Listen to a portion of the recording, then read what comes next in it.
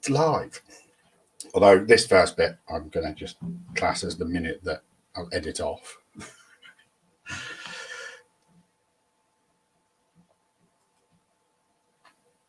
Right, let me just make sure I've got everything going.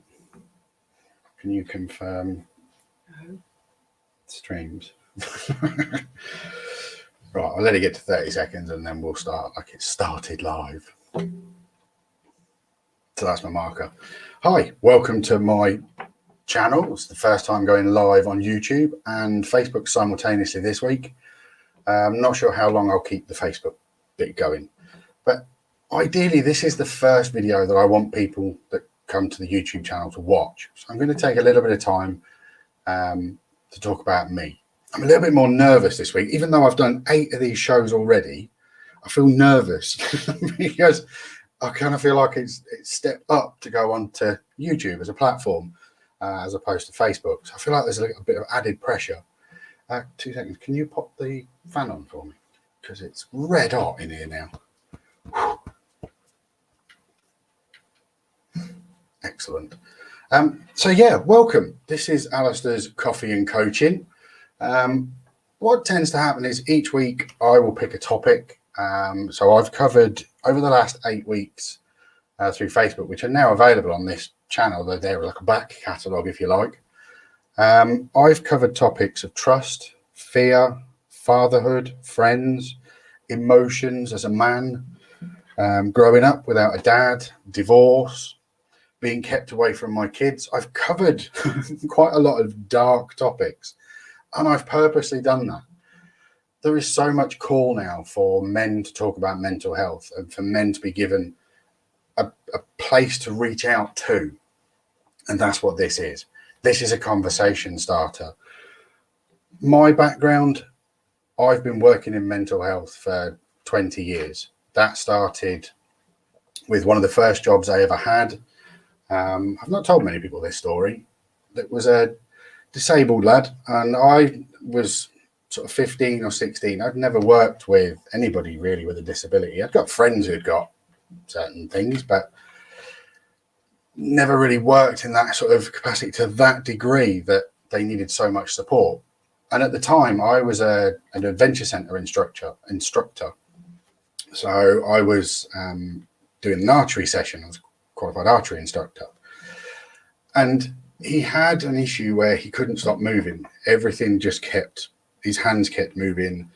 And the other instructor wasn't sure if we'd actually be able to get him to fire an arrow and it would be done safely. And I said, no, I want to give him a shot to see what he can understand what we're asking him. He just needs to create a bit of focus, if we can, on his hands. And as soon as I put the bow in one hand, that hand stopped moving. As soon as I clasped the other hand and supported the arrow, that hand stopped moving. And he had what was probably 5 to 10 seconds of stillness that I didn't even think about. We aimed up, took the shot, he hit the target. I can't remember what it was now. And when I turned around, his parents were crying. And as a young teen or a mid-teenager, I was like, oh shit, what have I done? Crap, I don't know what's going on here. Why are they so upset? And they weren't. They were overjoyed. They hadn't seen him stop moving other than sometimes when he was asleep. And he's really focused on something he enjoys. He doesn't stop moving. He had this involuntary movement. So for that 5 to 10 seconds or less, he was free of what was going on and his parents could see it. And that made a massive boot print in my brain of just how a simple task with somebody that struggles with something like that can be so rewarding. And then I was bitten by the bug. And as people will know if they've watched or listened, but as I said, we'll go with this as nobody knows. When I left school, I studied psychology and sociology, but then that led into wanting to understand disabilities that were more of a neurological sort of basis. So that led me into autism. So I did quite a lot of studying to do with autism and life coaching. And at the time, I didn't have the money or the funds to take any of those qualifications to degree levels. That was just not a possibility for me at the time. And that's things that I've spoken about quite candidly on the Facebook page and hope to continue with on YouTube, is that I'm not ashamed to say that I've made some freaking mistakes, and I've been in positions where they're hard, they're tough places to be in, and you have to make a tough decision. And there's no point now beating myself up about stuff. It's the glory of hindsight, I suppose. But each week I kind of noticed that I was sort of talking for an hour on each said topic. I personally think that was a little bit too long. So the future broadcasts, I'm going to kind of aim to be at the kind of 30-minute mark, ideally. So we'll try and stay a bit more focused. I know that I do have little tangents that I'll go off, but they're part of this. When we're talking about memories and things in the past, to an extent, I'm purposely reliving them so that I can explain them to you guys. Then if there is somebody out there who relates to it and says, God, yeah, I can relate to that, or that helped me, or that's just changed my way of thinking about something, then that's fantastic. That's the mission statement of this channel. In my professional life, I work as a professional life coach. My speciality is autism, which I just mentioned. So I class myself as a specialist life coach for adults with autism and Asperger's. And my focus was, or is, the guys that kind of age out, as I kind of steal a Batman term. They get kind of child services and they're kind of looked after while they're at school and a bit of college. And then when they hit 18, it's adult services, and they're not prepared for it, or they weren't. And so many autistic people I could see that would just sort of slip through the net because they were adults at that point. Nobody really notices. There must be some form of support structure that's holding them until that goes, like a parent or something. So I set up a company purely to help 3 guys. Some of my proudest moments with that, I traveled the world with one guy. We went to New Zealand. Both of them now live independently. One's got his own house and a relationship. One guy I still see. He regards me as kind of hire a buddy or rent a brother. It's kind of the logic. I go around and give his mum and dad a break. So they get time to go off to, they tend to go garden centres or go and do a bit of shopping or something. And we'll play PlayStation or a bit of table tennis. So it's respite for them. It's a great job. Don't get me wrong. It does have its moments, and it's not just as easy as that. There is other things involved, but that is fundamentally what it is. It's giving somebody the ability to feel that little bit of independence, a little bit of normality. And that was what my focus is.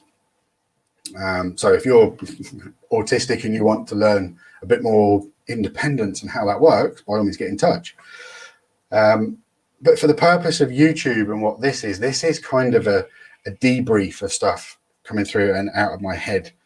I grew up in a single parent family, so priorities were different. I'm also in my mid-40s, so the world was different then. And nowadays that we talk about stuff so much and everybody's so vocal about their opinions and their emotions and their feelings, and it gets typed straight away onto a Facebook page and put out there for everybody to judge and comment on. The idea of this channel is we can create some healthy chat from some negative situations to an extent. I haven't gone into great detail about times when I spent a bit of time on the street. I haven't spoken too much about that, mainly because I considered it to be my private, personal time. And the whole point of it was, yes, although I took myself out of the equation and put myself in that position, I did technically have parents that were a phone call away. So I could have just gone home at any point, although they were in different locations and there was issues. I could technically have done that. So it wasn't like I had nothing, but I needed to get myself to a low point so I could build from there. So I've not spoken about that. If that's something that people think, might be worth a little chat and a topic, then let me know. I've spoken quite intently about divorce, having been divorced twice. being kept from my kids. So again, there was quite a lot of dark topics were covered in those. And what I want to try and focus on from now is putting positives into that. So what I'm going to do is I'm going to kind of summarize the 8 weeks that I've done through YouTube, through Facebook, that are now there in the back catalogue. Incidentally, everything's on podcast, and you have to have a coffee while you're watching, hence why it's classed as coffee and coaching. Like, another thing is I'll tend to always record these live, even though I don't necessarily anticipate people being there. The reason for that is it puts me under a bit of pressure. When I record something and I pre-record it, I overly judge it and I rip it to bits, and then I lose all confidence in actually posting it. Whereas if I go live, I can't change my mind. I'm doing it, and I've got to get from beginning to end. And that was one of the topics I covered when I spoke about stress and anxiety and things like that. Is I know I need it. So that little bit of extra stress and pressure makes me paddle that little bit quicker. So I use it to put that fire in my belly. Sorry, excuse me. So I'm going to summarize the 8 weeks. I'm not necessarily going to do them in order, but I want to kind of put what I consider to be the positives in for each of the situations. So one of the first ones I spoke about was change, and understanding change gives you power. And that one was quite a positive chat anyway, because once you realize that change gives you power because you now have the power of choice because of a change. Okay, the change might not have been the right time, what you expected, or involved the right people, but it's still changed nonetheless. You are now got to get yourself into that empowered position where you take the change and turn it into choice and go, well, fuck it. Now I've got choice in whatever the situation is, work, money, relationships. Take that change and turn it into power. And once I figured that out, that changed how I would think about things. So that one was quite an easy one. Change is, I think, quite a simple thing to gently get used to. You don't necessarily have to put yourself under pressure to get it right straight away. There's always going to be numbers of little changes that come in for different reasons. So the next, I spoke about fear. Fear is quite subjective. And in those, what some people, I mean, I'm not a person that's frightened of spiders or mice or anything like that. Don't get me wrong. If it runs around my feet, I'm going to dance around like a possessed Native American trying to generate some rain because I don't want it to run up my trouser leg, but I'm not necessarily scared of it. But some people are. And we spoke in that session about things like rational fear and irrational fear. And again, these are all where you set that little trigger in your brain to go, now, am I thinking rationally or am I thinking irrationally? And then you start to break it into categories and you think, well, somebody's scared of spiders. Realistically, unless you live in Australia, I'll give you that. Realistically, if you live in the UK, chances of being bitten by a spider and actually having an injury are not that high at all. We have got some false widows, admittedly. But again, it's something like a wasp sting. Unless you've got anaphylaxis, I'll give you that as well. But generally, you'd class it as an irrational fear, or at least I would class it as an irrational fear, because there's no logical explanation as to why that spider would attack you. But until you get to that point of thinking that's completely irrational, what a load of shit, I just put my shoe, poof, it's done.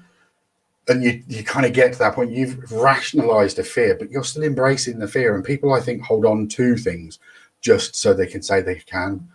And I've always kind of tried to move past something if I thought something. Like, for instance, as a kid, I was scared of heights. And I am still pretty worried if I'm up high somewhere.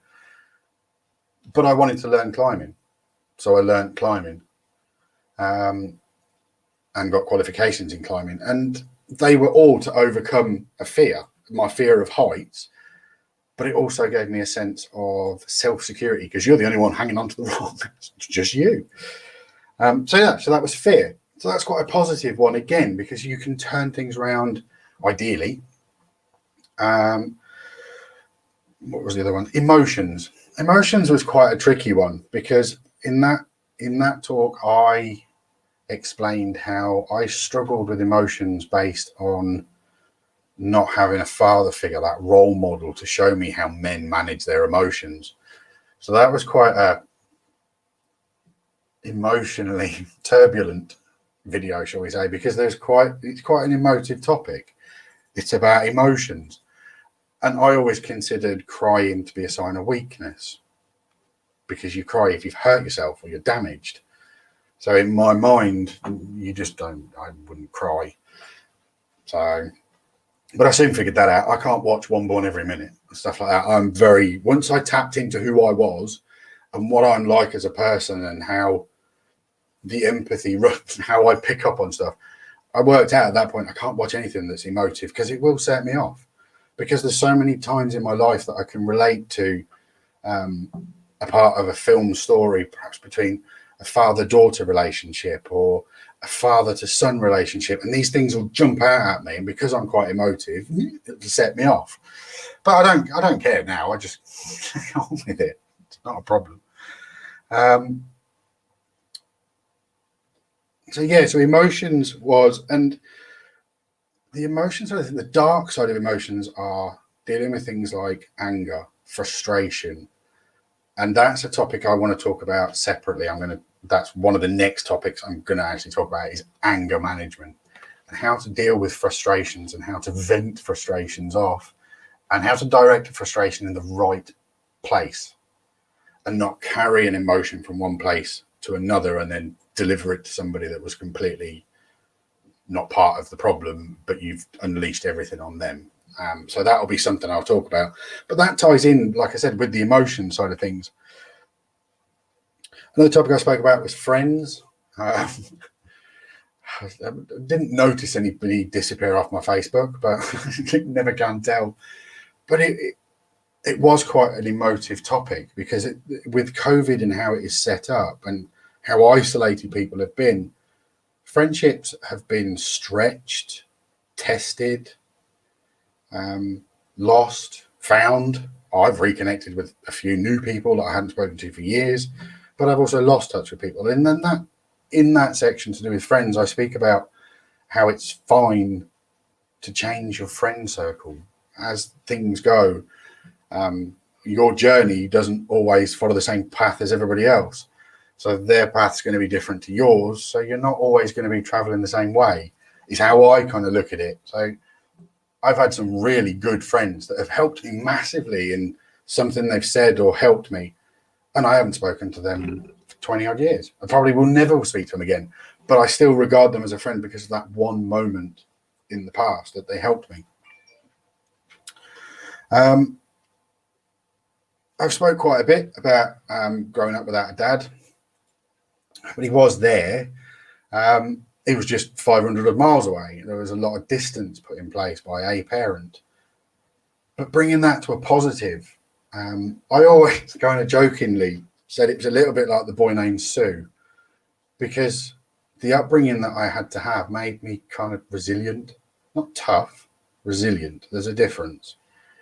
So having those massive milestones in your life as a kid helped to build resilience as an adult. But I have also seen, and I was speaking about this earlier, and it comes on to being a parent and sort of fatherhood, how difficult it is when you're trying to break a cycle of, well, I come from a single parent family. I want my kids to grow up in a family that's been together and been married for years and years and years, like you kind of seen some of my friends had. But in reality, that doesn't work because you've got two people that really need to be on the same journey to make that happen. And if they're not, they're not. And that difficulty then with fatherhood is it made even more difficult with distance. But in knowing that made me relate to my dad more.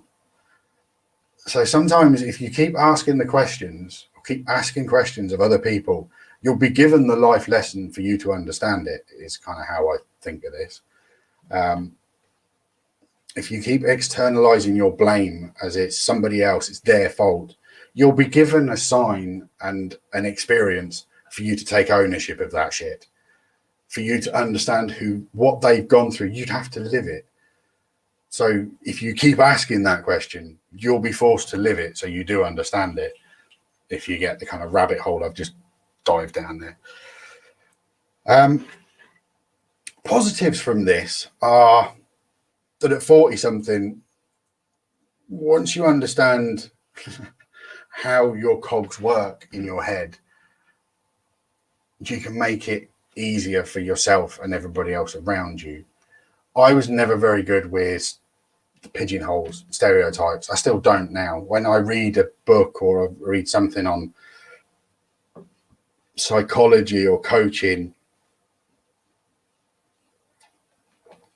and they use words and they'll create a new term for something. I mean, I'll just pick a couple out of the top of my head. One I don't like is intrusive thoughts. I don't like the term, the way it makes me feel like I've not got any say over it. Because once I've had the thought, it's in my head. Am I not the one dealing with that? So yes, it's subconsciously put there, but now it's for me to take ownership of. And I'm not saying this is easy for everybody or anybody. It wasn't easy for me. But at some point you have to kind of think, so it's not an intrusive thought, it's just a thought.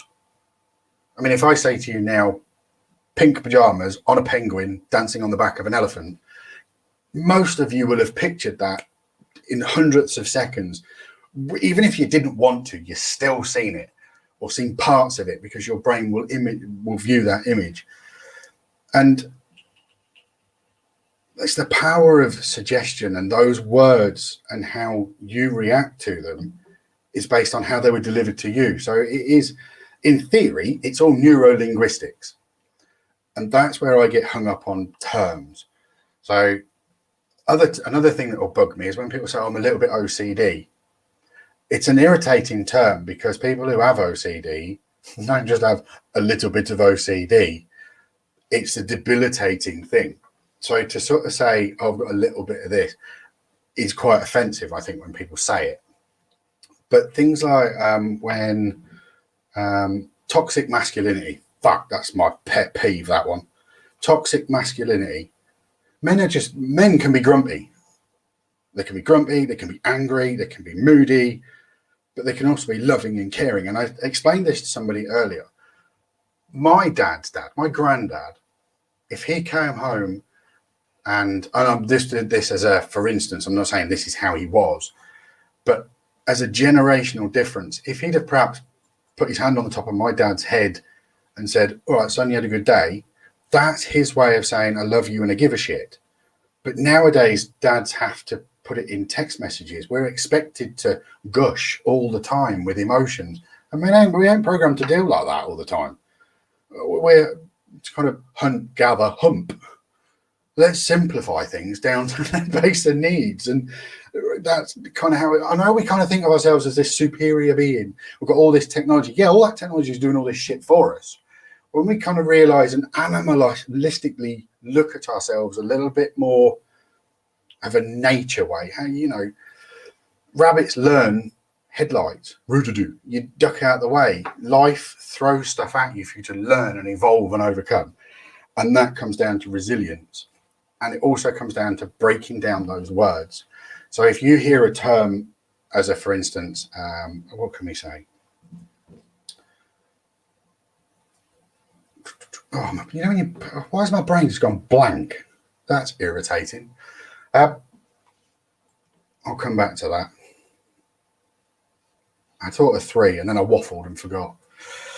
But it does boil down to semantics. So I don't, like I said, I will hear a term and then I won't necessarily think, oh yeah, that makes sense. I'll rip that term to bits because you're trying to pigeonhole me into somebody else's psychology is how I think of it. And I'm arrogant enough to know that my psychology is unique to me and only me. There might be similarities with other men, other people, but they're all unique to me. They're mine. And it's that ownership side of things. And I accept myself, warts and all. There is shit I've done right, there is shit I've done wrong. It's just the way, like we're human. That's how we learn. And we don't learn anything in the moment. We learn it retrospectively at the end. So let's not wait till the very end to figure everything out. Oh, I'm going to have a little drink of my coffee and a breather.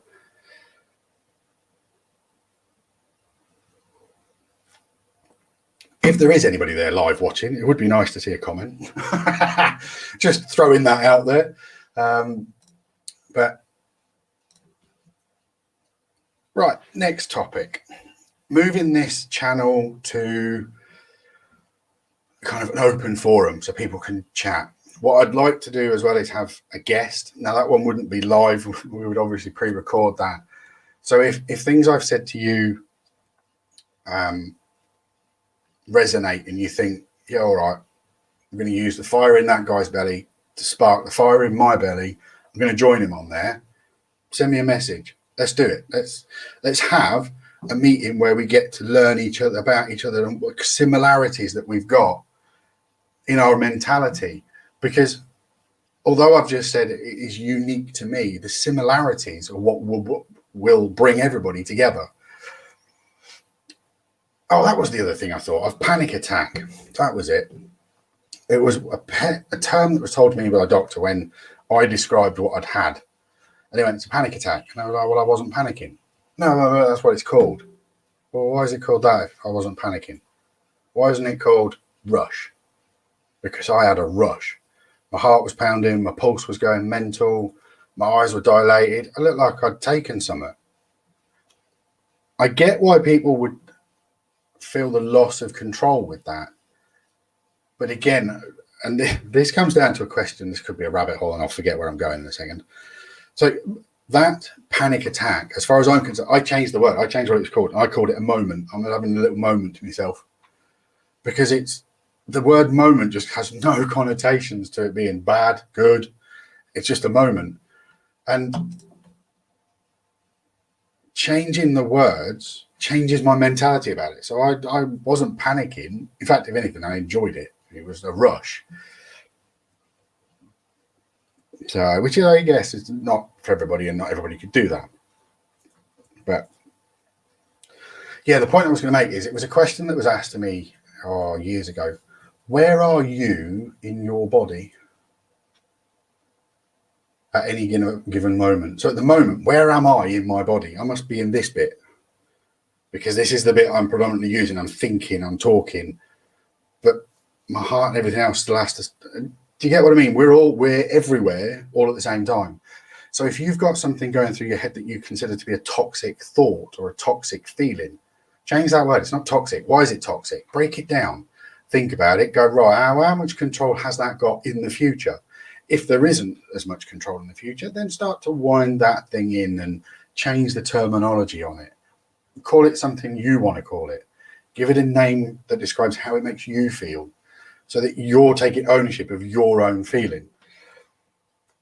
Other thing I've spoken about with regards to mental health is the journeys I've had with and without medication. And it's not up to me to tell anybody whether it's better with or without. That's entirely up to you as the individual. But for me personally, at different times, I took medication for the other person, to be fair. It was to show them that what they considered to be dealing with mental health was happening. I was taking a tablet. But tablets, like all medication, really only deal with symptoms. They don't deal with the cause. So you can take a tablet, you're just not dealing with the cause. So what's the point? So in my mind, I was like, well, what's the point? I'm taking a tablet, but I'm still not solving the problem.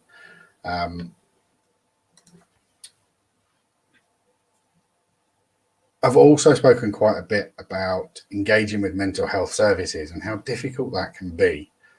I'll tell you what I've noticed, actually. I'm going to have a little bugbear. There is more charities now offering stuff, raising funds. But I can honestly say in the last 5 years, I've not noticed a difference in the access and the ease of access for mental health for men. For instance, I did contact one who regularly, they've got me on their mailing list. Now they send me every month a thing about not being lonely. So I have a look to see what they're planning. Nothing. They're doing some sort of marketing thing. They're doing a fundraising walk. Raising funds for what? What the fuck is changing? What has suddenly appeared? There is individuals running little kind of up and coming charities with like CAFs and things like that, which I get. I can see the logic in that. But when it's a massive charity and you don't actually see anything that's actually going on, there's an interview with a celebrity and they're raising some money for what? Mental health charities that do what? Do you know what I mean? Ask the bigger freaking questions, because at the moment there is more charities in this country than there is businesses. So somebody somewhere is doing something slightly different, and I'm just intrigued to know if anybody else has benefited from a mental health charity. Like I said, I'm not having a go at there's a couple of good ones that I do follow. There's an angling one, there's a walking one nearby here, and a cafe one in Toaster. So there's a couple around me that do run stuff, but they're kind of like independent charities doing this for themselves because they want to help. It's kind of similar to this, but I haven't got a charity. Feel free to send some money though. So upcoming topics that I'd like to talk about. I'm going to slightly overrun on this one. We're at kind of 30 minutes. I want to go into more detail about my childhood. I have spoken in bits to do with growing up in Scotland and being bullied and that sort of things. But I want to go into more detail as to what it was like in the 90s growing up as a kid. You know, I grew up in the middle of a private estate. So we were driving cars around when I was 12 years old and driving tractors and working on farms and climbing on barn roofs and all kinds of random shit. Urban exploring, 90s style. Used to cycle around the Cairngorms and things. So for all that I've had a little bash of my childhood, the opportunities I was given, as well as when you start to appreciate that there's both sides to, there's a flip side to every coin. So I'd like to talk a bit more about that. The lessons I learned as a teenager, I'd like to do that one recorded with another bloke, because teenager stories generally are a bit hilarious. Plus, I might have to edit it if there is stuff said. So we kind of might not be able to record that one live. Like I said, I want to talk about anger management and how it's okay to embrace being angry as long as you vent it in the right way and discharge it in the right way. But again, it comes down to ownership. I don't think it's, if you're an aggressive person, that's different to just being angry. If something's frustrated you, I mean, I'm the kind of bloke that if I'm trying to fix something and it's not going quite right, I'll fuck it. I will snap it, break it, and just go balls to it. That's my sort of logic, because I've had enough at that point. I don't want to repair it. I couldn't even give a shit if it works ever again or not. I've written it off in my head. Somebody watching that would see that as an act of aggression, whereas I'm just, it's done, it go in the bin. That emotion is finished. Yes, I might have to buy one, but I'm a grown-up. I've made the adult decision to snap it, break it, stand on it, hit it with a hammer, whatever it is.